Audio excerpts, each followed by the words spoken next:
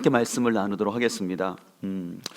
잘 아시는 것처럼 작년부터 우리가 생각하지도 않았던 이 코로나가 계속해서 진행됨으로 인해서 참 많은 어려움이 있는데, 아무래도 올해 전반기까지는 좀 이 어려움들을 우리가 잘 이겨내야 할 것 같습니다. 특별히 코로나를 겪으면서 자영업자들이 굉장히 어려움을 겪고 있는데, 우리 교회에서도 자영업하시는 집사님들이 너무나 좀 어렵게 한 달 한 달을 이렇게 지내고 계신 것 같습니다. 또 우리 학생들은 학교를 가야 되는데, 특별히 새내기들은 학교에 들어가지도 못하고 계속해서 비대면으로 수업을 듣는 참 어려움들이 있습니다. 또 전 국민이 또 사회적 거리두기로 인하여서 사람들을 만나지 못함으로 인해서 또 정서적인 또 외로움들을 또 겪고 있는 게 사실입니다. 그래서 각 분야에 참 많은 어려움들이 있지만, 또 그 어느 곳보다도 어려운 가운데 하나가 있는 게 실은 교회입니다. 안타깝게도 좀 교회를 향한 왜곡된 뉴스들로 인하여서 교회에 대한 부정적 인식이 굉장히 많이 증가되고, 특별히 젊은 층을 중심으로 인하여서 교회에 대한 부정적 기류가 강하게 되고 있습니다. 그래서 한국 교회 가운데 보니까 지금 30-40대의 예배 회복률이 제일 연령대별로 낮다고 합니다. 이 30-40대가 예배 회복률이 높게 되면 그 직격탄을 바로 교회 학교, 바로 다음 세대에 영향을 미치게 됩니다. 그래서 이런 외부적인 어려움들 뿐만 아니라 내부적으로도 우리가 계속해서 비대면 예배 가운데 있다 보니까 이 공동체성이 좀 약화되는 게 사실이고, 또 성도 간의 교제가 좀 어려운 현실이 있습니다. 무엇보다 우리가 계속해서 이렇게 온라인 예배를 드리다 보면 이 온라인 예배가 좀 편한 것도 있거든요. 그래서 좀 익숙한 가운데 있다 보게 되면은 우리가 하나님에 대한 그 갈망보다는 그냥 내가 예배를 드렸다라는 수동적인 또 형식적인 모습이 될 위험성이 있습니다. 그래서 이런 상황 속에서 특별히 이제 작년 연말부터 올 한 해 하나님 우리 교회가 어떻게 가야 할까요? 기도하는 가운데 하나님께서 주신 마음이 있어서 하나님을 예배하고 자랑하게 하소서라고 올해 표어를 정했습니다. 그래서 올해 표어는 하나님을 예배하며 자랑하게 하소서입니다. 우리 각 가정에서도 한번 같이 따라해 보실까요? 하나님을 예배하고 자랑하게 하소서. 예배하고 자랑하게 하소서. 여러분 그거 아십니까? 사람은요 본능적으로 어떤 방법의 차이는 있지만 자신이 사랑하는 것을 섬기고 예배합니다. 그래서 옛날 사람들은 어떤 풍성한 소출에 대한 소망과 사랑을 가지고 하늘이나 태양을 섬기는 그런 종교 의식을 가졌습니다. 현대는 뭐 태양이나 뭐 비를 숭배하지는 않지만, 오늘날 현대인들은 자기 자신을 숭배하는 것을 볼 수가 있습니다. 교보문고에 의하면요, 작년 우리나라 베스트셀러 10권 중에서 그 가운데 경제와 그리고 자기 개발 분야의 책이 절반 이상이 넘었다고 합니다. 특히 예스24 같은 데 보면 지금 1위와 2위를 하는 책을 보면 지금 우리 사회 사람들이 뭘 사랑하는지를 알 수 있는데, 지금 1위가 더 해빙이라는 책이 1위를 하고 있다고 해요. 이 책은 뭐냐면, 가지고 있는 것에 항상 감사하면 부와 행운이 스스로 따라온다. 그래서 지금 갖고 있는 것에 감사하라, 현재에 초점을 두고 있습니다. 유의는 돈의 속성인데요, 저자는 이 돈은 그냥 물질이 아니라 인격체라고 얘기합니다. 그래서 인격체이기 때문에 가족같이 소중히 여기고 잘 다루게 되면 그것을 통해서 또 부를 이룰 수 있다라고 얘기를 하는 것입니다. 근데 이 베스트셀러 1위와 2위 결국은 둘 다 뭘 얘기하냐면 돈에 대한 예정을 표현하고 있는 것을 볼 수가 있습니다. 또 지난 연말에 기사를 봤더니요, 작년에 9년 만에 우리 사회에서 로또 시장이 가장 크게 성장했다고 합니다. 1,000억 이상이 성장했다고 그래요. 보통 이 로또 같은 것들은 불황기 사업이라고 합니다. 그러니까 경제가 굉장히 어렵고 국민들이 심리적으로 어려웠다 보면은 이 로또 같은 데 더 투자를 많이 한다고 합니다. 내가 정상적으로 일하고 월급을 받아서는 자신의 현실을 극복하기 어려우니까 흔히 말하는 것처럼 인생 역전을 소망하면서 그 어려운 중에 더 로또를 구입한다라고 얘기합니다.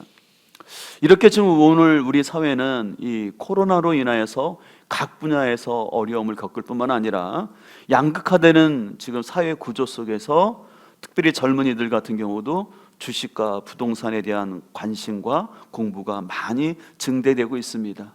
또 코로나로 인해서 교회에서는 대면 예배를 드리지 못하고 비대면 예배가 계속해서 되는 상황 속에서 점점 이 기독교가 갖고 있는 진리, 특별히 이 예배가 약화되는 현실 가운데 있습니다.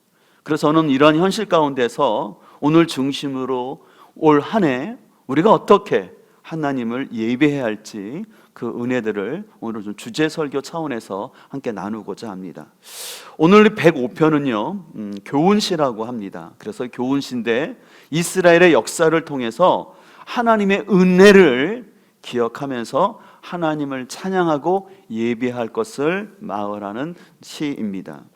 근데요, 우리가 먼저 하나님을 경배하고 예배하기 위해서는 그 예배의 방법에 있어서 먼저 방법보다는 예배의 대상이신 하나님이 누구인가를 아는 게 중요합니다. 그래서 제가 많이 강조하는 부분이죠. 우리는 어떻게 악기를 쓰고 어떤 리듬으로 할 것인가, 어떤 순서로 할 것이야, 굉장히 나름대로 의미가 있지만 더 중요한 것은 우리의 예배를 받으시는 하나님이 어떠한 분이신지를 아는 게 더 중요하다는 거죠. 그래서 제가 훈련받았던 한 선교단체의 그 모토가 너무 좋은데 그를 알고 그를 전하자라는 거예요.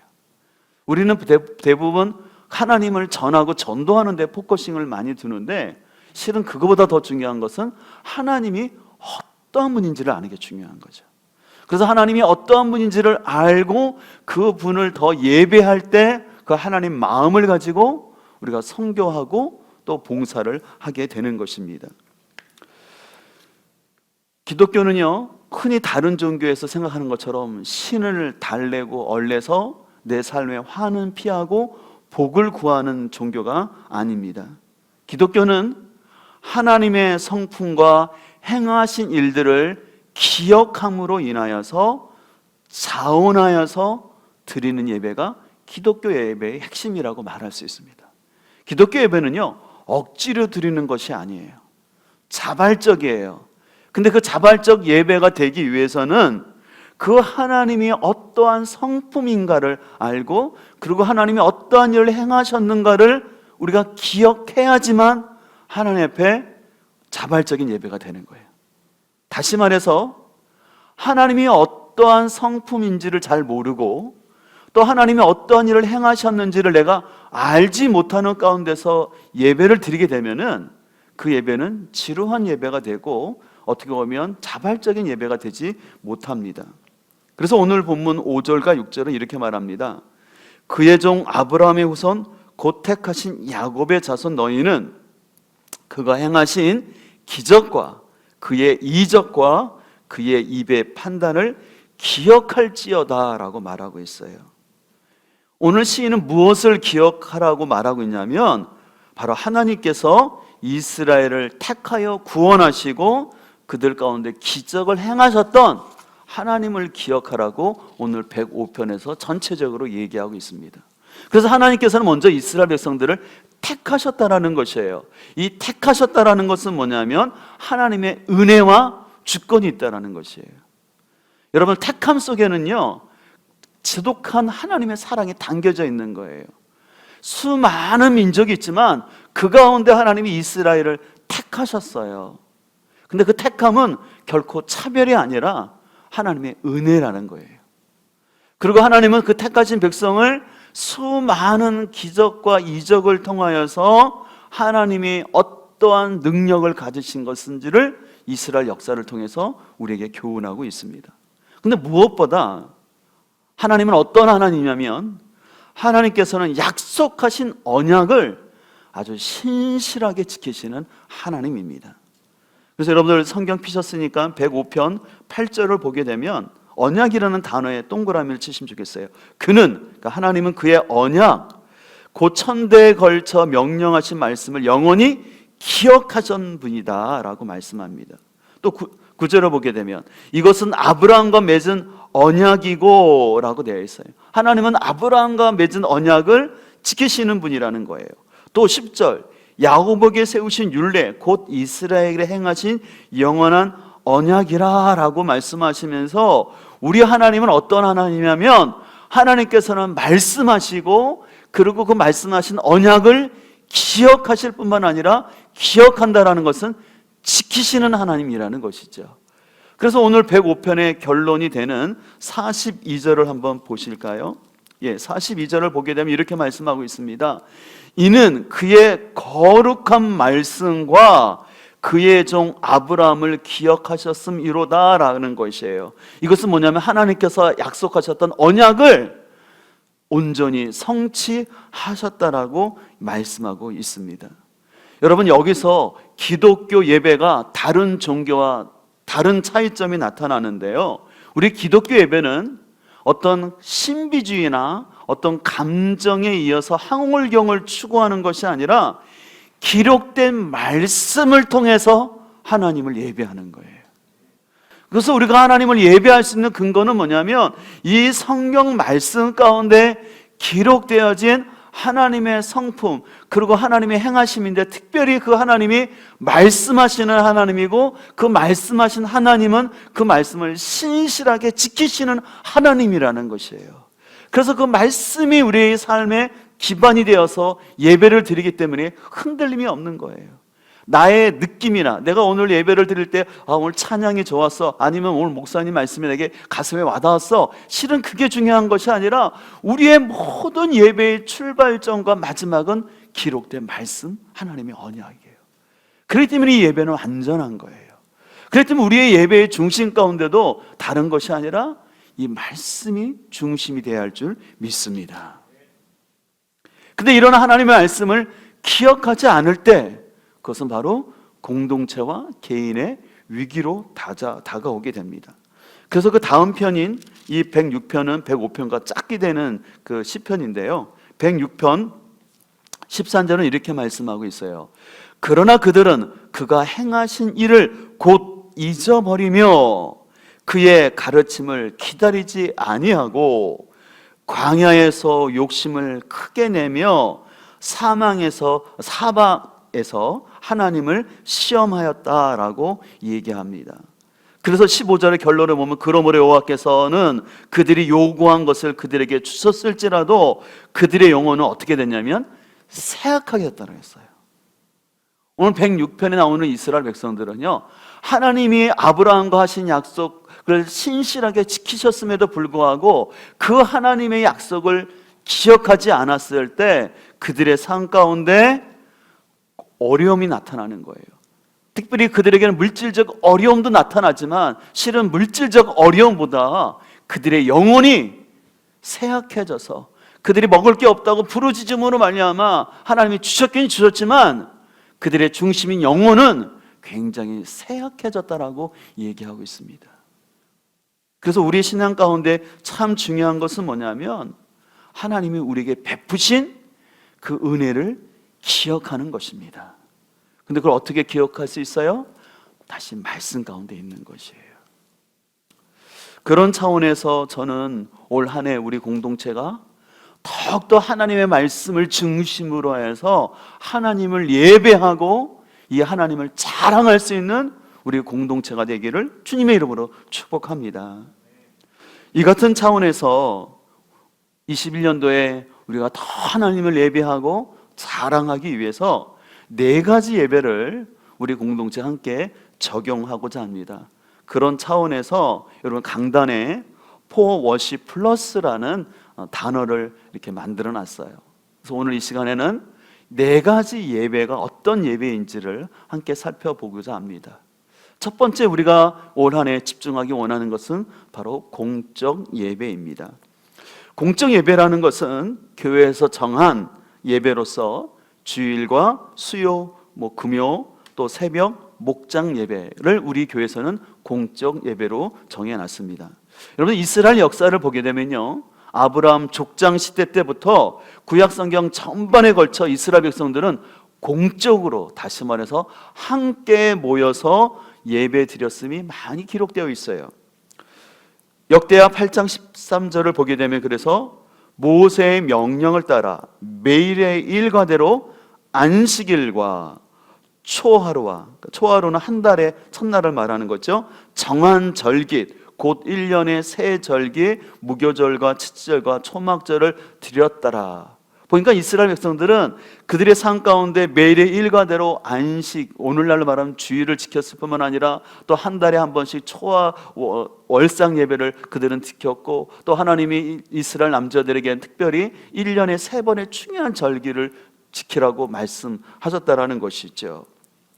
또 신약에 오게 되면 예수님의 제자들은요, 어디를 가든지 그들은 교회를 세우게 됩니다. 그러면 교회를 세우게 되면 그들은 늘 서로 함께 모이는데, 그 초창기에는 가정에서 모였다는 거예요. 그래서 가정에서 함께 모여서 예배를 드리는 것을 볼 수가 있어요. 그래서 사도행전 2장 46절을 보게 되면은 날마다 마음을 같이하여 성전에 모이기를 힘쓰고라고 되어 있습니다. 그러니까 아직 이때는 교회가 아직 따로 성전과 분리되기 시작되기 전이기 때문에 그들은 어쨌든 성전에서 함께 모였을 뿐만 아니라 점점 시간이 지나면서 각 가정에서 모이는데, 그들이 함께 가정을 중심으로 해서 공적인 예배를 드렸다라는 것입니다. 그래서 그들은 숫자가 많고 적음에 상관없이 그들은 함께 모여서 예배 드리는데 최선을 다했던 것을 볼 수가 있습니다. 이런 차원에서 우리는 이 코로나 시대를 살아가기 때문에 특별히 우리는 방역에 참 조심을 하고 정부 방침에 잘 협조해서 좀 많이 아쉽기도 하고 불편함도 있지만, 그래도 우리가 최선을 다해서 방역에 협조를 해야 합니다. 그렇기 때문에 우리가 계속해서 모든 공적 예배를 비대면으로 드리고 있습니다.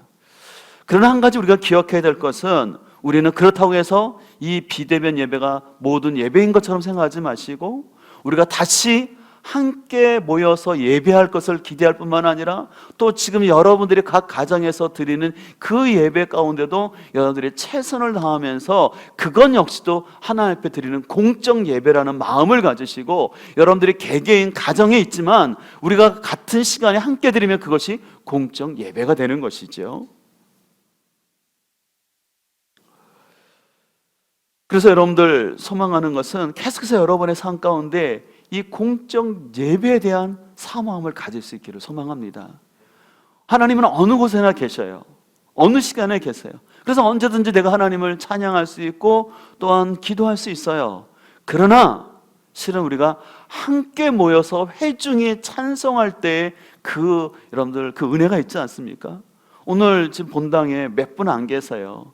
근데 여러분들 상상해 보십시오. 예전에 우리가 함께 다 같이 모여서 하나님의 봉헌 찬양이나 경배를 할 때 내 목소리뿐만 아니라 다른 성도들의 그 목소리와 함께 드려질 때 그 회중 찬송의 그 은혜가 있지 않습니까? 네. 그래서 우리는 그것을 계속해서 잊지 말아야 돼요. 저 개인적으로 이 공적 예배, 함께 드리는 예배의 그 감동을 찐하게 느꼈던 때는 예전에 한번 말씀드렸는데, 제가 35년 전에 논산훈련소에 가서 논산훈련소에서 훈련받을 때 2주차까지 교회를 못 가게 하더라고요. 근데 드디어 3주차 때 기독교 환자들 모여라 그래가지고 교회 가는 사람들 환자라고 하고, 그리고 주기도문 못 외우면 가짜라고 안 보내고, 그래가지고 다 교회를 갔는데 그날 얼마나 은혜를 받았는지 모르겠어요. 그냥 예배당에 들어가는 순간 닭똥 같은 눈물이 떨어지더라고요. 그날 무슨 찬송했는지 기억도 안 나고요, 어떤 말씀 들었는지도 몰라요. 그러나 그냥 그 예배당에 왔다는 것 자체가, 함께 찬양한다는 자체가 저게 너무 큰 은혜였어요. 그리고 자대에 배치받고 있었을 때 제가 그냥 어떻게 자대에서, 저는 전차의 포수, 자주포의 포병의 전차병을 했는데 부보직으로 군종을 맡았어요. 저희 중대 포대죠. 저희는 포대 군종을 맡게 됐는데, 그러다 보니까 저는 어쨌든 간에 저 상관들이나 또 위에 고참들의 눈치가 보이지만 어떻게 하든지 수요 예배를 확 좀 참가하려고 애를 많이 썼어요. 그래서 저는 수요 예배를 갔다 왔는데, 이상하게 수요 예배 갔다 오면 그 전에 미리 한따까리를 다 한 거예요. 전문 용어를 써서 죄송합니다. 우리 남자분들은 아세요? 한따까리라는 건 한바탕 기합을 다 받은 거예요. 근데 몇 번씩이나 꼭 제가 수요예배 갔을 때 그런 일이 있는 거예요. 그래서 저랑 같이 수요예배 간 친구들은 후배들은 기합을 안 받았던 거예요. 근데 어느 누구도 야 너들 왜 그 기합 안 받고 교회 갔어? 그런 사람 따지는 사람이 하나도 없었어요. 저는 그건 하나님의 은혜라고 생각합니다. 그래서 제가 생각하는 것은 우리가 할 수만 있으면 우리가 하나님 앞에 예배 드리는 것을 여러분 소중히 여기고 그 공적인 예배들을 여러분들이 자주 참석할 수 있는 은혜가 있기를 간절히 소망합니다. 여러분 사도행전 20장 28절로 보면 사도 바울이 제3차 전도 여행을 마치면서 밀레도에 그 장로들을 초청했어요. 에베소 들릴 수가 없어서 밀레도로 그 장로들을 내려오게 한 다음에 다음과 같이 말을 합니다. 여러분은 자기를 위하여 또는 온 양떼를 위하여 상가라. 성령이 그들 가운데 여러분을 감독자로 삼고 하나님이 자기 피로 사신 교회를 보살피게 하셨느니라 라고 말씀하고 있습니다. 오늘 사도 바울은 그 에베소에서 목회하고 있는 그 감독들과 지도자들을 향해서 여러분들이 그 하나님의 피로 사신 그 교회를 돌보기 위해서 여러분들이 성도들을 돌보기 위해서 더욱더 깨어 있으라고 권면하는데, 소망하는 것은 우리 교회 모든 재직들, 이번에 새롭게 임명받은 집사님을 비롯한 우리 모든 직분자들이 성도들을 돌보기 위해서 여러분들이 예배 자리를 소중히 여기고 그 예배 가운데 선한 영향력을 나타날 수 있기를 주님의 이름으로 축복합니다. 두 번째로, 우리는 공적 예배에 의해서 개인 예배를 잘 드려야 합니다. 개인 예배는 개인의 일상 가운데 묵상하고 성경 읽기와 기도를 통해서 개인 예배자로 쓰는 것입니다. 마가복음 1장 35절을 보게 되면 새벽 오히려 미명에 예수께서 일어나 나아가 한적한 곳으로 가사 거기서 기도하셨다라고 말씀하셔요. 근데 한적한 곳으로 가셨다라는 것이에요. 여러분, 예수님께서는 이 땅에 계실 때 하나님과 개인적인 시간을 가셨어요. 특별히 예수님이 기적을 행함으로 인해서 많은 군중들이 따르며 예수님이 인기가 높아지면 높아질수록 일부러 예수님은 개인적인 시간을 더 많이 의도적으로 가지셨던 것을 볼 수가 있습니다. 이것은 우리에게 굉장히 중요한 의미가 있다고 생각합니다. 우리의 신앙 가운데 내가 공적으로 앞에 나와서 사역하고 또 함께 예배드리는 것도 중요하지만 내가 하나님과 1대1로 개인 예배 시간이 갖는 게 너무 중요합니다. 그래서 개인적으로 어떤 성경 본문을 정해놓고 읽거나 아니면 경건 서적을 읽거나 아니면 개인적으로 큐티하는 것들을 통해서 자기 자신을 성찰하고 또 자신에게 주시는 하나님의 그 뜻을 분별하고 이 친밀감을 갖는 것이 개인 예배라고 할 수가 있습니다.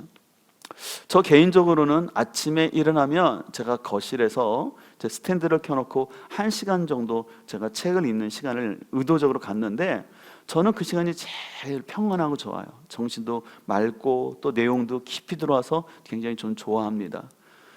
제 아내 같은 경우는 경건서적보다는 성경이 있는 걸 굉장히 좋아해서 또 성경을 나름대로 정해놓고 쭉 읽어요.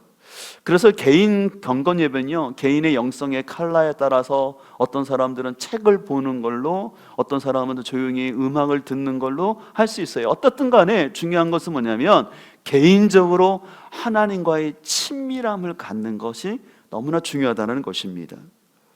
이 개인 예배의 유익성은 뭐냐면 이 공적 예배에서 줄 수 없는 하나님과의 친밀함과 자기 성찰이에요.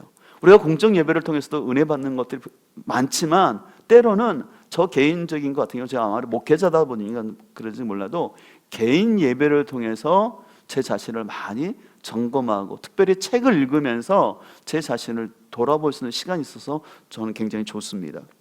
로마서 12장 2절을 보게 되면 너희는 이 세대를 본받지 말고 오직 마음을 새롭게 함으로 변화를 받아 하나님의 선하시고 기뻐하시고 온전한 뜻이 무엇인지 분별하도록 하라 그랬어요. 저는 분별하다는 단어에 주목하기를 원하는데 우리는 개인적으로 하나님과의 계속해서 그 조용한 그 시간들을 통해서 우리 마음을 분별할 필요가 있어요.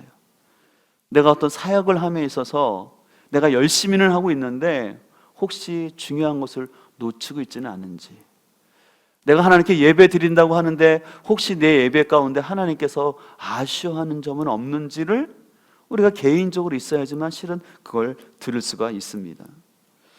소망하는 것은 여러분의 삶 가운데 올해 하나님 앞에 개인적인 예배 시간을 통해서 주님과의 친밀감을 더 누리시고 또 분별의 은혜가 여러분 가운데 더 많이 세워질 수 있기를 주님의 이름으로 축복합니다.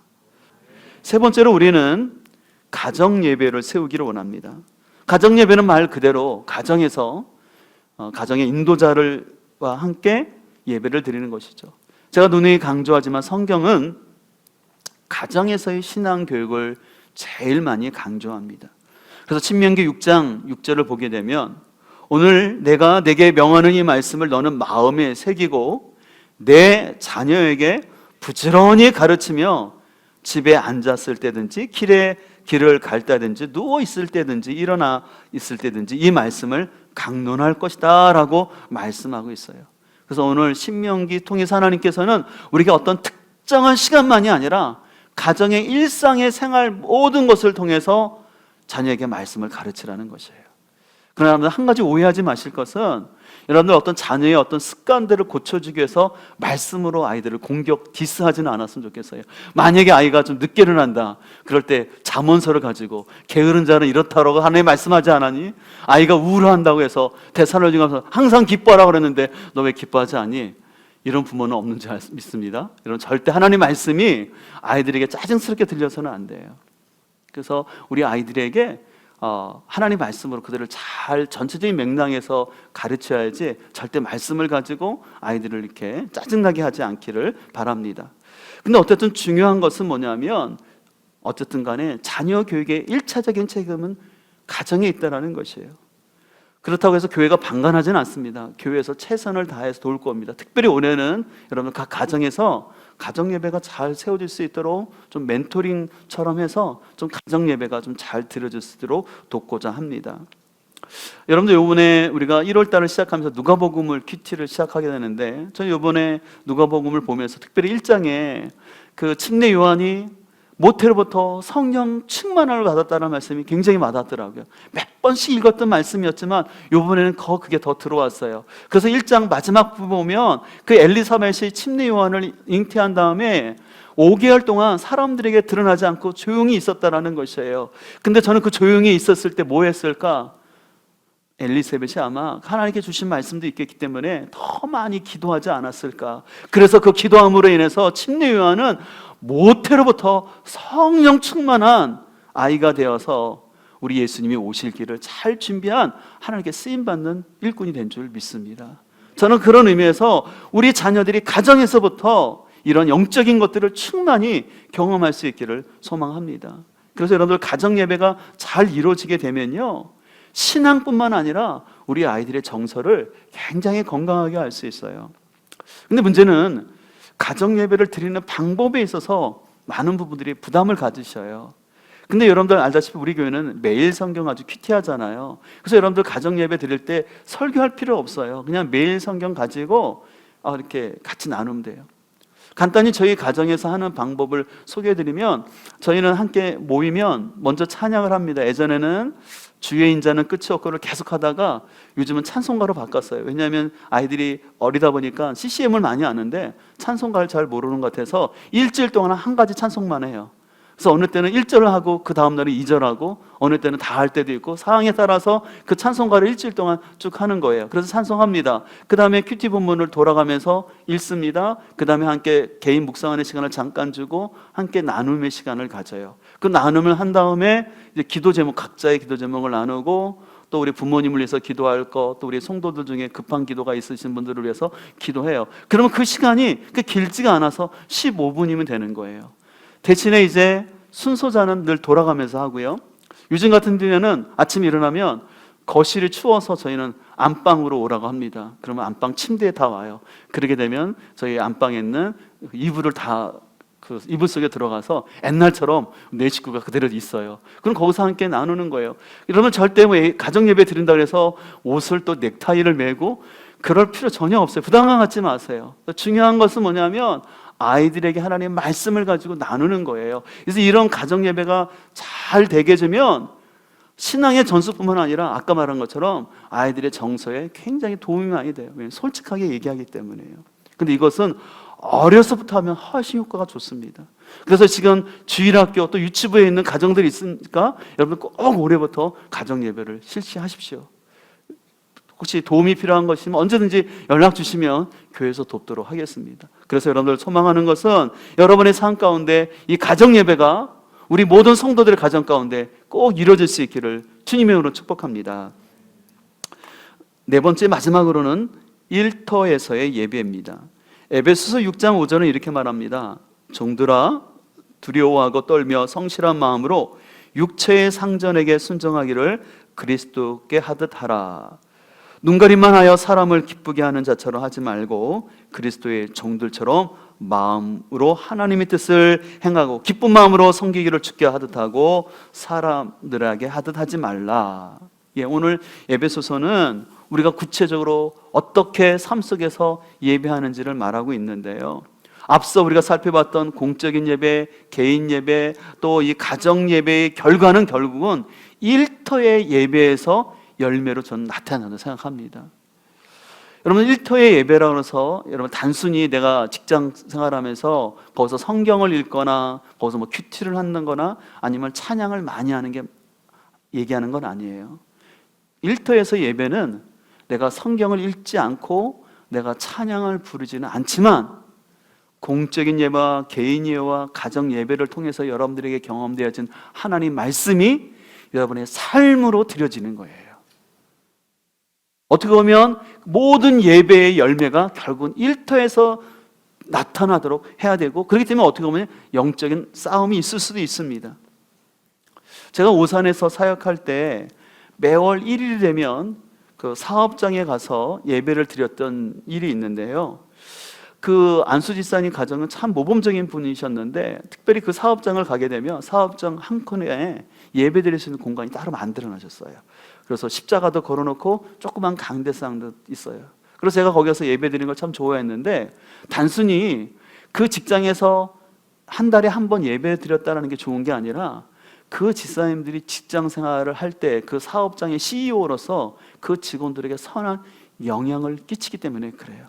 그럼 만약에 그 안수 집사님 가정이 그렇게 한 달에 한 번씩 그 직장에서 예배는 드리는데, 만약에 직원들에게 고용주로서 정당한 대우를 안 하고 직원들을 힘들게 하면서 예배만 드렸다면 오히려 그 예배가 전도에 방해가 됐을 것 같아요. 그러나 그 안수 집사님은 참으로 너무 신실하게 그 직원들을 너무나 잘 대하는 그 모습 볼 때 제가 그래서 거기에 가는 걸 즐거워했어요. 제가 가게 되면 거기 증호분들이, 일하시는 분들이 반갑게 목사님 오셨냐고, 저희들 예배 드릴 준비됐다고 이렇게 말하는 것이었습니다. 이런 차원에서 저는 우리 성도님들이 직장과 일터 가운데 여러분 치열하게 하나님을 경외함으로 여러분들이 예배할 수 있기를 간절히 소망합니다. 여러분의 손에 찬송가가 성경이 없을지라도 여러분의 삶을 통해서 하나님을 예배하는 사람의 그 모습을 우리가 보여줄 수 있기를 간절히 소망합니다. 실은 쉽지는 않습니다. 어떤 성과와 또 승진이라는 경쟁 그런 구도 속에서 내가 그리스도인으로서 산다는 것은 결코 쉽지가 않습니다. 그러나 그럼에도 불구하고 우리가 기억할 것은, 하나님은 우리가 세상적으로 성공하고 승진하는 것 그 이상으로 하나님을 예배하는 자가 되기를 원한다는 거예요. 그래서 하나님을 존중하는 사람 되기를 원한다는 거죠. 그런 의미에서 저는 이 10계명 가운데 5계명과 마지막 계명을 통해서 여러분들이 직장생활 가운데 이렇게 예배하기를 원하는데요. 여러분들 5계명은 내 부모를 공경하라는 말씀 아니겠습니까? 그것은 뭐냐면 직장 안에서 권위를 존중하는 거예요. 나보다 위에 세우신 그 상사의 권위를 존중하는 거예요. 그분의 기질이나 성격의 스타일이 나랑 안 맞다 할지라도 권위자이기 때문에 존중을 하는 것입니다. 그리고 살인하지 말라는 계명은 직장 안에서 시기하거나 미워하지 않도록 하는 것입니다. 또 간음하지 말라는 이 계명을 통해서 우리는 직장 생활하면서 이성 간의 경계선을 분명하게 설정을 하는 것입니다. 또 도둑질하지 말라는 말씀을 통해서 우리는 공금 사용에 있어서 정직하게 행하는 것입니다. 또 거짓말하지 말라는 말씀을 통해서 동료에 대한 험담, 동료가 없는 사이에서 다른 얘기를 하지 않는 것입니다. 그리고 탐심하지 말라는 말씀을 통해서 내가 부당한 이익이나 뇌물을 받지 않는 것입니다. 이것이 어떻게 보면 쉽지 않은 것 같지만 우리가 이 말씀대로 살아가는 것이, 저는 그것이 예배라고 생각합니다. 바로 이렇게 살아갈 때 여러분의 모습을 통해서 바로 전도가 이루어지는 것입니다. 소망하는 것은 여러분들이 이러한 삶을 통해서 관계 전도가 자연스럽게 나타나고, 그리고 여러분의 삶을 통해서 하나님을 자랑할 수 있기를 소망합니다. 그래서 우리는 올 한 해 동안 공적 예배와 개인 예배, 가정 예배, 일터에서의 예배를 드리기를 원하는데, 거기에 더해서 플러스 하나님의 임재가 그 가운데 부어지길 소망합니다. 내가 아무리 노력하고 한다 할지라도요, 우리 예배 가운데 하나님의 임재가 있어야 돼요. 그럼 하나님의 임재는 어떻게 임합니까? 그것은 전적인 하나님의 은혜지만, 그러나 제가 한 가지 깨닫는 것은 뭐냐면, 그래도 하나님을 향하여 사모함을 가지고 기도가 많은 곳에 하나님의 임재가 더 강하게 느껴지는 건 부정할 수가 없습니다. 교회도 마찬가지인 것 같아요. 어떤 교회가 더 하나님의 임재가 있는 예배를 드리냐, 뭐 찬양을 잘 준비하고 또 예배를 스무스하게 잘 드릴 수 있도록 퀴즈를 준비하는 것도 필요하지만, 저는 그거에 앞서서 그 교회가 더 기도가 가득한 교회, 그래서 기도가 충만한 교회 가운데는 더 하나님의 예배에 임재가 나타날 줄 믿습니다. 그래서 우리는 계속해서 기도하는데 나가야 되는 것이에요. 저 개인적으로 하나님의 임재를 강하게 느꼈던 예배가 있는데, 바로 제가 터키 전도여행 갔었을 때, 저 예전에 몇 번 간증을 드렸지만 100시간 연속 예배를 세계 각국에서 온 친구들과 함께 예배 드릴 때 굉장히 기름 부음이 있었어요. 하나님 임재가. 언어는 잘 통하지 않아서 때로는 뭐 영어는 조금 알아듣는 부분이 있다가 대부분 못 알아듣지만, 또 어떤 사람들은 독일어로 찬양도 하고 전혀 못 알아듣지만 그 느낌이 있어요. 임재가 느껴지더라고요. 근데 왜 그러는가 했더니, 그 행사를 주관하고 이끄는 리더들이 하나같이 기도에 강한 용사들이에요. 한 분은 그곳에서 24시간 기도의 집을 섬기시는 선교사님인데, 진짜 몸은 너무 야리야리하고 약하신 분인데, 그냥 늘 하시는 것은 찬양하고 예배하고 기도하는 일에 늘 우선순위. 뭐 먹으러 가는 거 뭐 그런데 별로 신경 안 쓰시고 늘 기도하는 그 영성이 있다 보니까, 그 세계에서 여러 사람들이 왔음에도 불구하고 그 예배 가운데 하나님의 기름 부음이 느껴졌어요. 그래서 저는 그렇구나, 이 기도로 충만할 때 거기 하나님의 임재가 더 부어지는 것을 보면서 소망하는 것은 우리 세종 선한 목자교회에도 이런 하나님의 임재가 더 강하게 나타나길 소망합니다. 이를 위해서 우리가 더욱더 깨어있고 기도하는 사람들이 더 있어서, 비록 비대면 가운데 있지만 여러분이 있는 처소에서 최선을 다해서 기도의 사람들이 세워질 때 그 예배 가운데 하나님의 기름 부음이 있을 줄 믿습니다. 그래서 어떤 사람이 오더라도 그 마음을 하나님이 열어주시고, 심지어는 우리가 인터넷을 통해서 예배를 드린다 할지라도 그 우리의 간절한 사모함과 하나님의 임재를 갈급함으로 인하여서 그 전파를 뚫고 하나님의 임재가 그곳 가운데 나타날 수 있는 그 은혜가 우리 공동체 가운데 나타나길 소망합니다. 그냥 형식적으로 그냥 주일 됐으니까 교회 가야지, 예배 드려야지, 그런 차원이 아니라 예배는 생명입니다. 지금도 살아계신 하나님을 만나는 통로가 예배인 줄 믿습니다. 여러분, 그런 의미에서 예배는 축복이요 특권이에요. 하나님을 알지 못하는 사람, 구원받지 못한 사람은 실은 예배가 드릴 수 없어요. 그래서 저는 개인적으로 구도자 예배라는 단어를 안 좋아해요. 왜냐하면 예배는 구원받은 백성들만이 드릴 수 있는 거지, 아니 구원받지도 않은 사람이 어떻게 예배를 드립니까? 우리가 전도 차원에서 뭐 어떤 집회라고 표현할 수 있겠지만 예배는 아무나 드릴 수 있는 게 아니에요. 그만큼 여러분들, 우리가 이렇게 예배드리고 지금 각 가정에서 예배드릴 수 있다는 것은 여러분들 축복이고 하나님의 은혜인 줄 믿습니다. 네. 그래서 이 예배가 더욱더 우리의 가운데 풍성해지길 소망합니다. 지금 여러분들 가정에서 비대면 예배 드리는 분들, 저는 여러분들 축복하기를 원합니다. 여러분 힘들지만 그래도 여러분들 최선을 다해서, 완벽하지는 않지만 여러분 계속해서 하나님 앞에 나오십시오. 좀 여러분들 가정에서 예배 드릴 때 좀 썰렁하기도 할 거예요. 그러나 가정이 있으신 분들은 좋지만 또 혼자 예배드리는 분들은 분위기가 얼마나 좀 그렇겠습니까? 그러나 그럼에도 불구하고 좀 어색함에도 불구하고 여러분들이 사모함을 가지고 그 자리에 같이 앉아서 마음을 드릴 때 하나님께서 분명히 함께 할 줄 믿습니다. 다시 한번 마지막으로 권면하는 것은 올해 섬기실 분들이 사역팀들을 더 선정되고 또 우리 목자들도 세워졌지만 여러분들 기억하세요. 예배보다 사역이 앞서지 않도록 하세요. 절대 사역 때문에 지쳐서 여러분의 힘으로 가지 사역하지 마시고 하나님 앞에 힘들고 부딪히고 뭔가 안 풀린다 싶으면 예배 자리로 나오십시오. 개인 예배 자리로 나오십시오. 또 가정 예배를 회복하십시오. 예배를 통해서 여러분의 삶 가운데 올 한 해 우리가 풍성한 은혜를 경험했으면 좋겠습니다.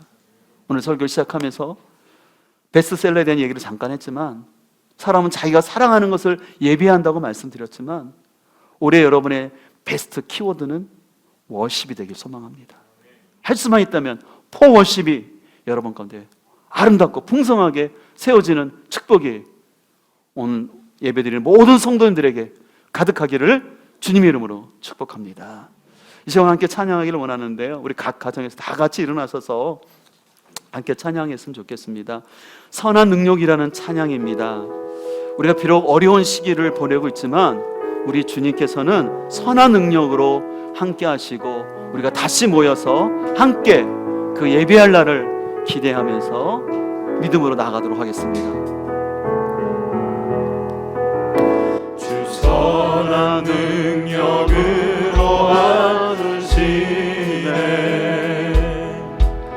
그 크신 팔로 날 붙드시네. 절망 속에도 흔들리지 않고 사랑하는 주 얼굴 배우리. 선한 능력으로 일어서리. 주만 의지하리.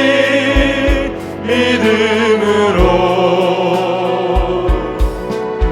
우리 고대 안에 주 오실 그날 영광의 새날을 맞이하리. 이전의 괴로움 날 애워싸고 고난의 길을 걷는다 해도 주님께 모두 맡긴 우리 영혼 끝내 승리의 날을 맞으리. 아멘. 선한 능력으로 일어서리. 주만 의지하리. 믿음으로 우리 고대 안에 주 오실 그날 영광의 새날을 맞이. 주님이 마신 고난의 쓴잔을 주님이 마신 고난의 우리도 감사하며 받기를 원합니다. 우리도 감사하며 받으리. 주님의 남은 고난 채워가며 예수와 복음 위에 예수와 복음 위에 살리라. 우리 두 손을 들고 함께 찬양합니다. 선한 능력으로 일어서리. 우린 다시 일어날 것입니다. 주만 의지하리. 믿음으로 우리 다시 만나서 예배할 그날을 기대하며 우리 고대 안에 주 오실 그날 승리의 새날